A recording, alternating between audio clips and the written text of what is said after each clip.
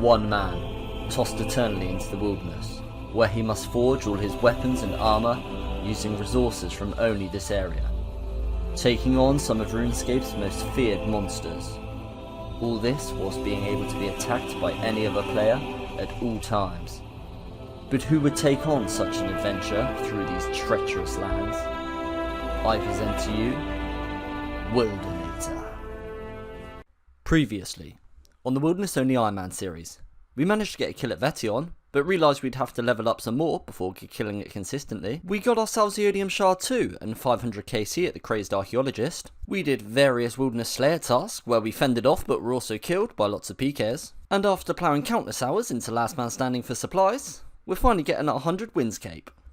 Hello guys and welcome to episode 29 of the Wilderness Only Ironman series. We're going to kick things off with a bit of money making. We've got 2 mil in totems, I want to cash those in. We've got 310 steel plates, we'll either sell them to the shop or out them with a bit of agility or something. And we've got 246 onyx bolts which I want to make into onyx bolt tips and out them. So we're going to have a trip up to the lava dragons. So without any further ado, let's see how much money we can make and hopefully invest it in some runes that are going to be useful.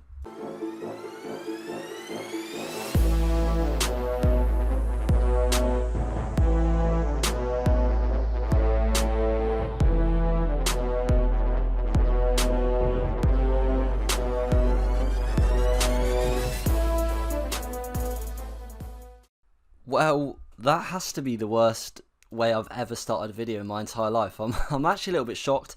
I forgot that you had to sell them in target worlds, so I quickly hopped to a target world, but without thinking, you skull automatically. So not only did I lose my 2 1-mil emblems, which I'm actually gutted about, I've now lost my Dagon High Road Bottom, the Elder Chaos Druid Hood we got last one. I lost the pet, thank God I insured it, but I'm going to have to pay pretty much all my cash stack to get the pet back. Yeah, that was a really big mistake, boys. Why was I wearing all that? Well, I didn't think I was ever going to risk the hood or the bottoms or anything like that, because I wasn't planning on sculling. I always knew that there was a chance I could lose my pet if I died. I also knew there was a chance I could lose my emblems, but being singles, I just didn't assume it was going to happen. There was just someone camping it really high level, should have prayed melee. I can look back and reflect on the clip constantly. But yeah, that's a really poor way to start the video. I don't know whether to laugh or cry. I'm not really sure why you guys even watch me when I make mistakes like that. Oh my days. Not gonna lie, boys, I was feeling hugely demotivated in that last clip after losing all those items. I've done possibly the most British thing ever. I've made myself a cup of tea and I've calmed down somewhat. I've gone and reclaimed my pet, so we got one thing back. It cost us a mil cash. We were trying to make money this episode, and we've gone from trying to make money to losing 3 mil GP raw cash. And probably about 7 or 8 mil if you include the items. But it does not matter. We've got 9 Laren's keys. Let's go see if we can get ourselves anything nice. It could be an absolute emotional roller coaster if you manage to land ourselves something. But we've just got to rebuild. There is nothing else we can do. So there's no point dwelling on it. Yes, we lost some good items. Yes, we'll get them back in the future. Who cares? Let's get on with it. Let's provide some content and have a bloody good video.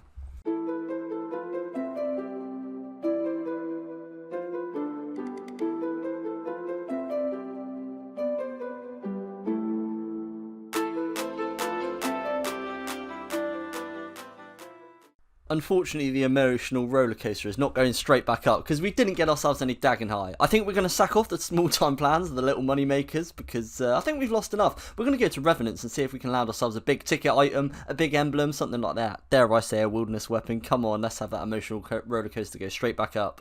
I said it in the last video, boys, the stuff you see in the wilderness. I don't know what it is about these boardwalks just outside the Ferox Enclave, but we've seen Third Age there, we've seen the Dragonfire Shield, and now we've seen the Din's Bulwark.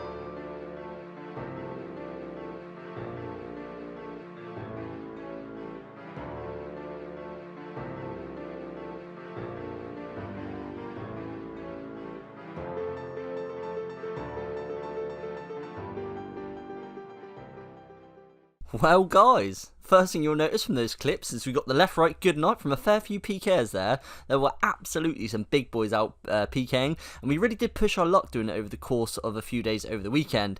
I foolishly ignored my first rule, which is don't do something when you feel like you shouldn't. You know, don't ignore those peak times. I tell you that, boys, all the time, and I've done it myself. But we did do a huge thing, and the huge thing is we've got Amulet of Avarice. That is a mega rare from Revs. It is incredibly rare. A lot of people know the Avarice skulls you whilst you wear it, but it's less commonly known that it means that it notes all revenant drops, but also all Wilderness Slayer drops, and also, actually, it's got the same stats as a Glory, which actually makes it our best in slot amulet, albeit not always that functional, because it always keeps you skulled. What does the amulet mean to us? Well, before our only viable rev really to slay was the Pyrofiend due to the pathing of the Emblem Trader and me needing to use him to skull. Well, the amulet skulls me, so now I've kind of opened up the Revenant Hobgoblin. Both have some pros and cons. Some people assume the Hobgoblin being a higher level has a better chance of the Wilderness weapons, but it's not actually the case. It has the exact same chance of the Wilderness weapons and the emblems as the Pyrofiend. It increases the other drops, but not the mega rares. The Revenant Pyrofiend, it's faster to kill. Statistically, because it's faster to kill, we will land a big ticket item more quickly. We can use the Emblem Trader to skull because his Pyrofiend goes past there, but doesn't go past the Hobgoblin. We can take the Magic Shortbow and also we profit in effort. It drops more effort than I need to kill it. The downside to the Revenant is it's an absolute PK hotspot, as you saw in those clips. The Revenant Hobgoblin, it's got better standard loots. There are far less PKers. It's only a level 23 Wilderness. The Pyrofiend is in 30 odd, which means that escaping is going to be a lot easier unless people can attack us. But the main downside is the Emblem Trader doesn't come, so we need the Amulet of Avarice to skull. And actually, the Amulet of Avarice doesn't protect over the Magic Shortbow which really surprises me. So we just have to use a normal Magic Shortbow. So the conclusion I've come to is testing out both. I think the one we'll be using actually is, well, both of them. We're going to be using the Pyrofiend when it's less busy, and we're going to be using the Hobgoblin when it's a lot busier. I just chucked a whole load of information at you guys, so that is Revenants 101 with Wilder. I hope it made sense.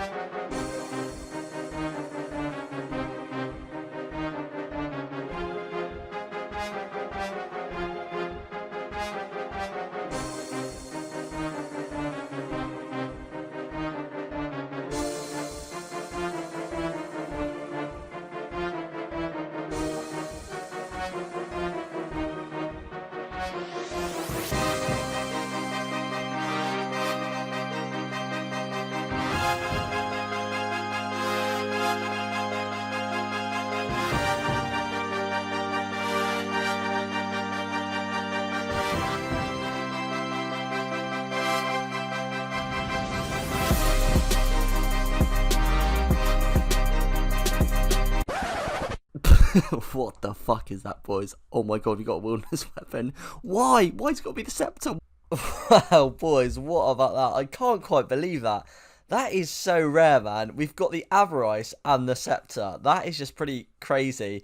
Obviously, I'm absolutely gutted. Like, my most preferred item would be the Vigorous Chain Mace, but a very, very close second would have been the Crossbow. Either of those would have been absolutely game-changing. But we got a wilderness weapon. I really can't complain at that. It's like a 1 in 35k. That is not bad.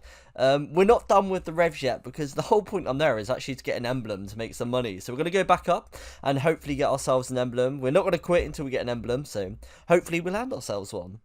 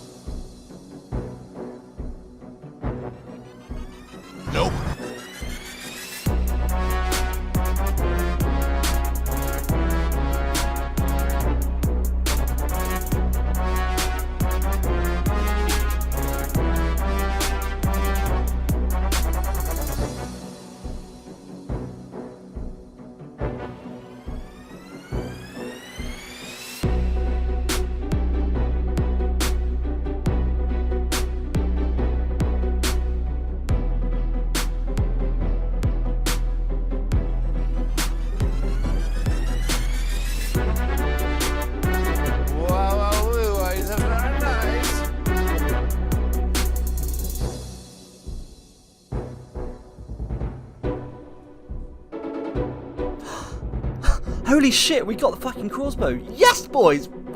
That's the second wilderness weapon this episode. Fuck, let's get that and get the fuck out of here. Yes! We got the crossbow!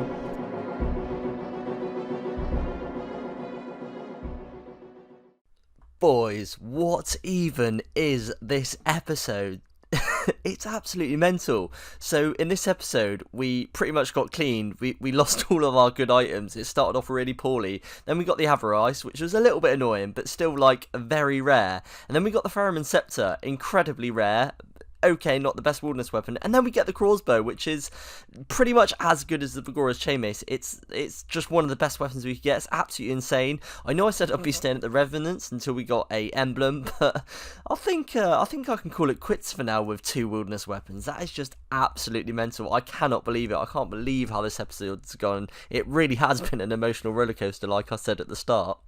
I just cannot wait to use this thing. Next episode, you boys are going to see me just tear some things up with this crossbows just to see what it can do. We don't actually have any effort to power it, but we do have 110 bracelets of Ethereum. So I'm going to break all of them down, and that's going to be 27.5k Ether, which is going to be plenty. It's not like something I'm going to be using on like wilderness tasks or anything. I'm going to be saving it for bossing, but that's going to be enough effort for bossing.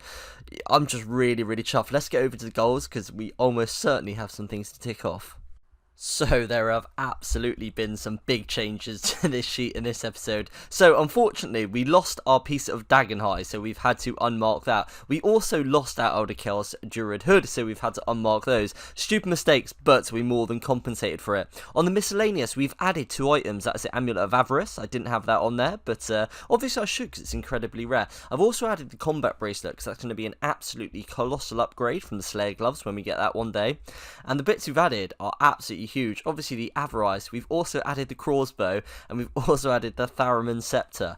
It's just unbelievable. To add 2 wilderness weapons and an avarice in one episode is balmy. Could not be happier. I hope you guys have enjoyed this episode. I've obviously had a ridiculous amount of fun making it, and until next time guys, thank you very, very much for watching, and goodbye.